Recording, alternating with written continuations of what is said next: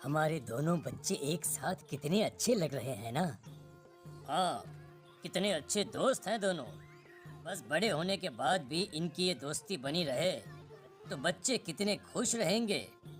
मैं क्या सोच रहा था कि क्यों ना हम अपनी दोस्ती को रिश्तेदारी में बदल दें। मैं अपने बेटे रमेश की शादी तेरी बेटी गौरी से करना चाहता हूँ। इस तरह हमारे बच्चे भी हमेशा साथ रहेंगे और हमारी दोस्ती भी रिश्तेदारी में बदल जाएगी।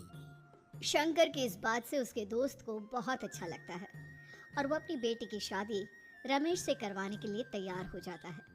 बहुत जल्द दोनों परिवार मिलकर बचपन में ही रमेश और गौरी की शादी करा देते हैं। अरे शंकर, अपने बच्चों की शादी करवा कर हमने अपनी दोस्ती को रिश्तेदारी में बदल तो लिया, पर मैं चाहता हूँ कि अपनी गौरी का गौना 2 साल बाद करूँ ताकि वो थोड़ी समझदार हो जाए। अरे हाँ हाँ दोस्त, बिल्कुल, हमें कोई दिक्कत नहीं है। इसी तरह समय बीतने लगता है। समय के साथ शंकर का कारोबार तरक्की पकड़ लेता है और 2 साल बाद शंकर अपने पूरे परिवार के साथ शहर में शिफ्ट होने की तैयारी कर लेता है। जब यह खबर उसके दोस्त को पता चलती है तो वो शंकर से बात करने उसके घर जाता है। शंकर, 2 साल पूरे हो चुके हैं और अब तू शहर भी जाने वाला है। मैं सोच रहा था कि तेरे शहर जाने से पहले गौरी का गौना कर दूं ताकि तू अपनी बहू को अपने साथ लेकर जा सके। ये तू कैसी बातें कर रहा है? रिश्तेदारी बराबरी वालों से होती है और वैसे भी अब मेरा बेटा या मेरा परिवार कोई भी इस रिश्ते को नहीं मानता। ये तू कैसी बातें कर रहा है दोस्त? जब हमने अपने बच्चों की शादी करवाई थी तब हम दोनों ही एक बराबर थे। पिछले 2 साल में तेरा कारोबार थोड़ा सा अच्छा क्या चल गया तो पुराने रिश्ते ही तोड़ देगा। देख भाई, ऐसा मत कर। अगर तूने मेरी बेटी को अपनी बहू के रूप में नहीं अपनाया तो कोई भी मेरी बच्ची से शादी नहीं करेगा। अरे उसकी जिंदगी बर्बाद हो जाएगी। यार देख, वैसे भी बाल विवाह तो कानून मान्यता नहीं देता, फिर मैं कैसे दे दूं? तू अपनी बेटी के बड़े होने पर उसकी शादी किसी दूसरे लड़के से करवा देना। वैसे भी तब तक ना उसे और ना ही गांव वालों को ये बात याद रहेगी। मेरे बेटे को बख्श दे मेरे भाई। इस तरह से शंकर अपने दोस्त के परिवार और गौरी को गांव वालों के ताने सुनने और जिल्लत से भरी जिंदगी जीने के लिए छोड़ अपने परिवार वालों के साथ शहर चला जाता है। अरे इनकी गौरी में ही कोई दोष होगा, तभी तो लड़के वालों ने इनकी बेटी को अपनी बहू के रूप में नहीं अपनाया और उसको यहाँ छोड़कर शहर चले गए। अब कौन थामेगा ऐसी लड़की का हाथ? अरे पता नहीं कैसा आदमी है जो गांव वालों के इतने ताने सुनकर भी सर उठाकर गांव में चल रहा है। अरे अगर मेरी बेटी के साथ ऐसा हुआ होता ना तो मैं तो शर्म के मारे मर ही जाता। हाँ, दिन रात लोगों की नजरों में अपने लिए ग्रहण देख और सबके ताने सुन सुन अब गौरी के पिता हिम्मत हारने लगते हैं और एक रात गौरी के माता पिता खुदकुशी कर लेते हैं। ये सदमा गौरी भी सहन नहीं कर पाती और उसकी भी मृत्यु हो जाती है। तुम्हारे परिवार की वजह से हम लोगों ने अपनी इज्जत और जान गंवाई। इसका बदला तो तुम्हें चुकाना पड़ेगा, वो भी अपनी जान देकर।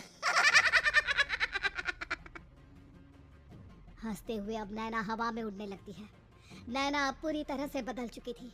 गौरी की आत्मा उसके शरीर पर हावी हो चुकी थी। उसकी आंखें सफेद, पैर उल्टे, चेहरा काला और बाल बिखर गए थे। अब गौरी अपनी शैतानी शक्तियों से घर के हर कोने को अपने काबू में कर लेती है और सीधी दीवार पर जाकर चिपक जाती है। मुझे अपना बदला चाहिए। बदला लूंगी मैं तुम सबको खत्म कर दूंगी।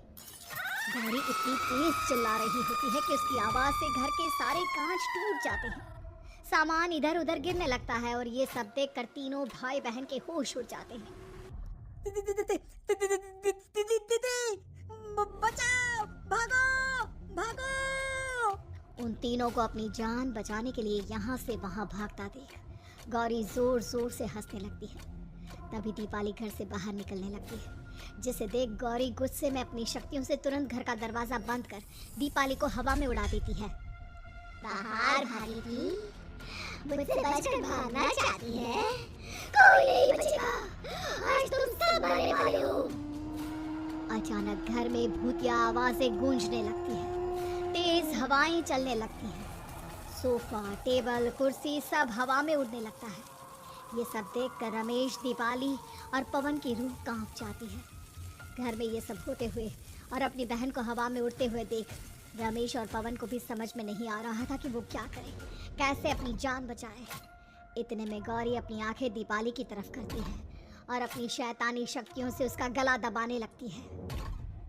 भागने का बहुत शौक है ना? अब मैं तुझे इस दुनिया से ही भगा दूंगी। इतना बोलकर गौरी दीपाली को उठाकर फेंक देती है और दीपाली दीवार से टकराकर नीचे गिर जाती है। दीपाली के पूरे शरीर में चोट के निशान होते हैं और वो उठ भी नहीं पाती। दोनों भाई भागते हुए अपनी बहन के पास जाते हैं। ये तो बस शुरुआत है, मैं तुम तीनों को तड़पा मारूंगी। अरे अरे, पर हमने क्या किया है? हम तीनों भाई बहन तो निर्दोष हैं। गलती तो हमारे माता पिता ने की थी और उन्हें तुम पहले ही मार चुकी हो, फिर हमारे पीछे क्यों पड़ी हो? पवन के इतना बोलते ही गौरी एक हवा के झोंके की तरह उसके पास आती है और उसका गला पकड़कर उसे हवा में उठा देती है और रमेश को गुस्से भरी नजरों से देखती है। गलती मेरे परिवार की नहीं थी, बदला को लेना पड़ा। मैं किसी को नहीं छोड़ूंगी। गौरी पवन को हवा में उछाल देती है, जिस पर कमरे की छत से टकराकर जमीन पर आकर वो गिरता है। उसके सर और शरीर पर जगह जगह चोट लग जाती है और खून बहने लगता है, जिसे देख अब रमेश से चुप नहीं रहा जाता। गौरी, तुम्हारा गुनहगार मैं हूँ। तुम्हारी शादी मुझसे हुई थी। अगर तुम्हें बदला चाहिए तो मुझसे लो। मेरे भाई बहन को छोड़ दो। तुम मुझे मार दो। मरना तो सबको पड़ेगा। अरे पर इसमें उन दोनों की कोई गलती नहीं है। प्लीज, मैं मानता हूँ कि तुम और तुम्हारे परिवार के साथ जो कुछ भी हुआ वो गलत था, पर गौरी, मैं प्लीज मेरे भाई बहन को छोड़ दो। उन्हें तो इस बात के बारे में कुछ भी पता नहीं है। उनका इस सबसे कोई लेना देना नहीं है। तुम और तुम्हारा परिवार यही चाहता था ना कि मैं तुम्हें अपना लूं। उस समय मैं बच्चा था। मेरे पास इतनी समझ नहीं थी, पर आज मैं तुम्हें तुम्हारे इसी रूप में अपनाता हूँ। मेरे साथ जो करना है कर लो, बस मेरे भाई बहन की जान बख्श दो उनकी जान। रमेश की ये बात सुनकर गौरी का गुस्सा थोड़ा शांत होता है। ठीक है, मैं तुम्हारे भाई बहन को नहीं मारूंगी, पर तुम्हें मरना होगा और तुम्हारी आत्मा को मेरे साथ शादी करनी होगी। मुझे मंजूर है। अब रमेश गौरी के साथ छत पर जाता है और छत से नीचे कूद जाता है। रमेश के मरते ही गौरी उसकी आत्मा को अपने साथ ले जाती है और इस तरह से रमेश खुद मरकर अपने भाई बहन को बचा लेता है।